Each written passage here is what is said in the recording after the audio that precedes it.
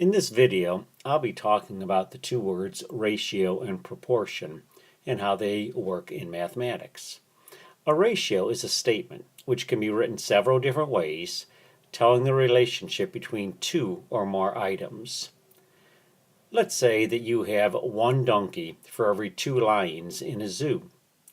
We now have a ratio. The ratio of donkeys to lions is 1 to 2, which can be written mathematically two different ways.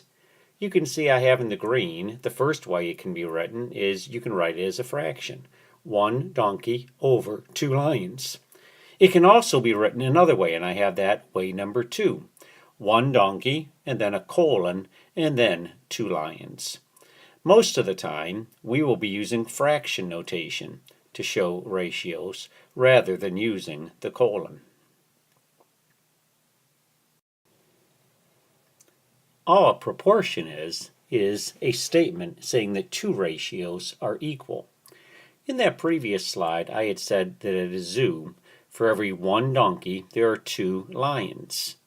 Well, that means that if you have 2 donkeys, you must have 4 lions. And that is what a proportion is. We are saying that 1 to 2, 1 out of 2, is the same as 2 out of 4. Now, you can prove that these two ratios are equal by doing what we call cross-multiplying.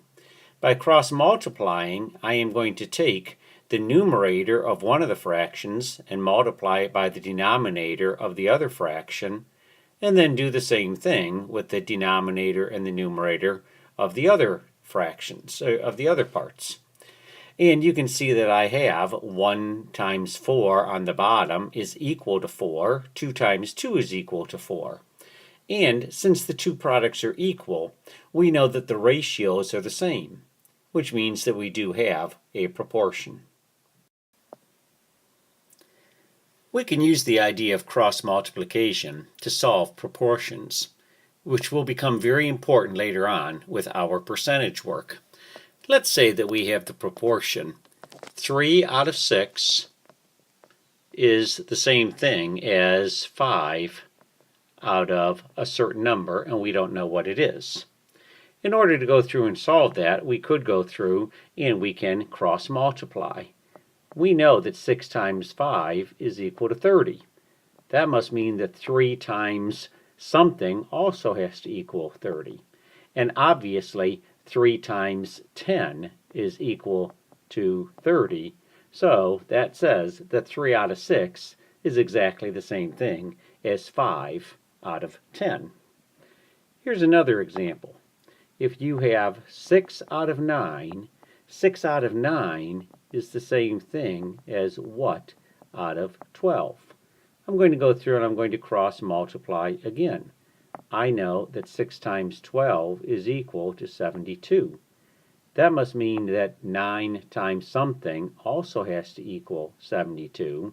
And obviously 9 times 8 is equal to 72. So now I know by doing cross multiplication that 6 out of 9 is the same as 8 out of 12.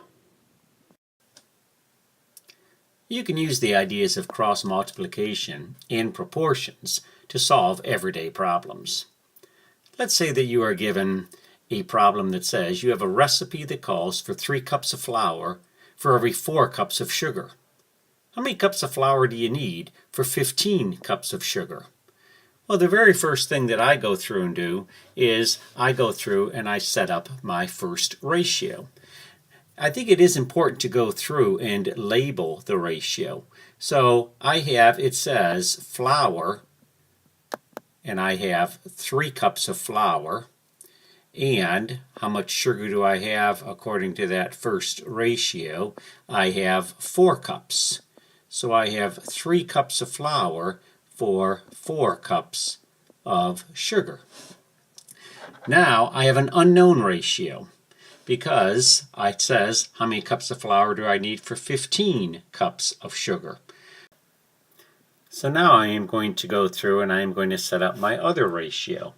It is important that I keep flour over sugar. I do want to make sure that I keep the same parts to the same parts, And I know now that I have 15 cups of sugar, but I don't know how much flour I need for that. So that is the other ratio. Now I'm going to go through and I'm going to set those two ratios equal to each other. So I have 3 cups to 4 cups is the same as how many cups out of 15 cups. And you can see in step number 4 then, I'm going to use the idea of cross multiplication to solve this proportion. I know that 3 times 15 has to be the same as 4 times something. And you can see that I have 3 times 15 is equal to 45, which means 4 times something also has to equal 45. And you can see down at the bottom that I have that is equal to 11.25. So I need 11.25 or 11 1/4 cups of flour. Here's another example. Property tax on a $70,000 home is $1,200 per year. The property tax on the house next door is $1,500 per year. What is that home worth? The very first thing I want to do is I want to go through and I want to set up my first ratio. The worth of the home is $70,000. So I'm going to set up a ratio here, $70,000, and the tax on that home, according to the problem, is $1,200. So that's my very first ratio. I am going to set that equal, so now I'm going to end up having a proportion to the other information I have. I know that the property tax on the house next door is $1,500. So I'm going to go through and I'm going to set up that proportion, and then I'm going to go through and I'm going to cross multiply. So I know that 70,000 times 1,500, when I go through and multiply that, I'm going to get an answer, and I've gone ahead and done this already. I'm going to get an answer of $105 million, and that has to be equal to 1,200 times whatever that is. As I go through and I do that math, I know that 1,200 times whatever that is also has to equal 105 million. If I go through and use my calculator, I'll find that the answer to this is $87,500. Now I do want to make one thing clear here. When I went through and did this, I set up the original ratio as the worth over the tax. I could certainly have gone through and I could have said instead, I want to compare the tax to the worth, which just means I'm going to be reversing these. The tax on that house is $1,200. It is worth $70,000. But now when I set up the other ratio, I just need to make sure that I go through and I still have the tax over the worth. It's still going to end up being exactly the same thing. I'm going to be taking 70,000 times that 1,500. That has to be the same thing as 1,200 times the question mark. I still get a final answer of 87,500. What I'm trying to point out here is that it doesn't matter when I go through and do this if I set this thing up so that I have the tax over the worth or the worth over the tax. I just need to make sure that when I set up the proportions that I keep it exactly the same as I go through and I set up each one of those proportions. Here's another problem. At a local business, 3 out of every 8 people drink coffee. There are 1,064 people employed by the company. How many don't drink coffee?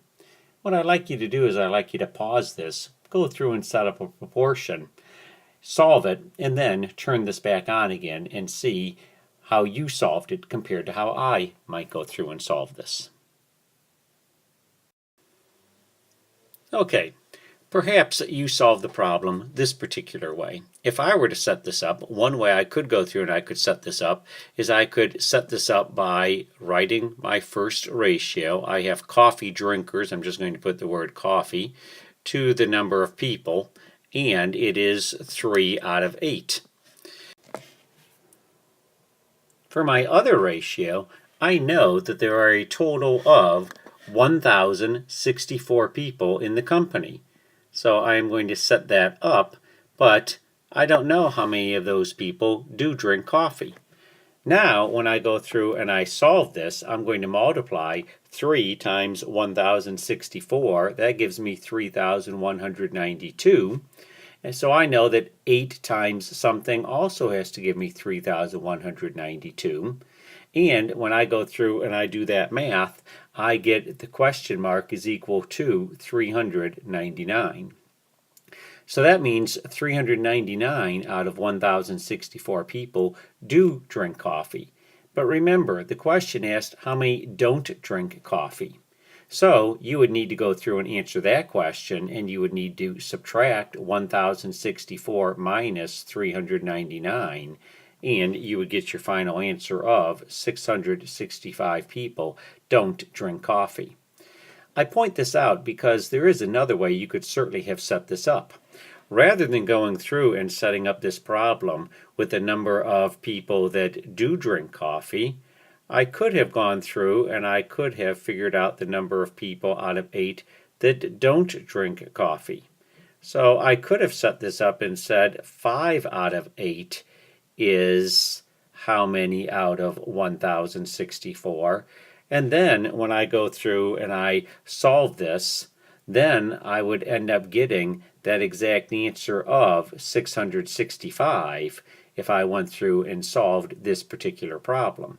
You just have to be careful with what the question asks and realize that it can be set up a couple of different ways. Here's one more proportion problem, this time dealing with geometry. Let's say that you have two different triangles that are similar, and you know the lengths of all the sides except for one of the sides. As I go through and do this, I could go through and set up a proportion. First of all, I have 3 different sides for each one of these. I'm going to call this side 1, this side 2, and this side 3 for that triangle. And I'm going to call the corresponding sides for the bigger triangle the same numbers. So now I can go through and I can set up a proportion. Let's say that I want to compare side 1 in both of them to side 2. And I choose side 2 because I don't know what the length of that particular side is. In the very first triangle, when I compare side 1 to side 2, I could set up a ratio of 9 to 12. In the second one now, when I set up my proportion, I have side 1 is 12, and I don't know what side 2 is. Now I can go through and I can use cross multiplication. 12 times 12 is 144, so I know 9 times something also has to equal 144. So if I go through and do the math, I know that the length of that side is 16. I also, though, could have set up a different proportion. I could have compared side 3 to side 2 in both of those. If I go through and compare side 3 to side 2, in the very first triangle that I have, my first ratio, I have 15 to 12. And when I go through and set up my proportion, that's the same thing as 20 over something that I do not know. Once again, I could go through and I would cross multiply. 12 times 20 would give me 240, which means 15 times something also has to give me 240. And once again, that something that I'm missing would be 16. When you go through and you do geometric applications, there are many different ways that you can go through and solve them depending upon the problem. Before going on to the next video in this module, I would like you to complete a quick check on this video, which can be found next. In it, you will find 5 quick problems that can be used to check your understanding. If you do well in the quick check, you are ready to watch the next video. If you have difficulty with it, you may want to review this video again, look at the additional websites I have about this topic, or get in touch with me directly so I can help. Thank you.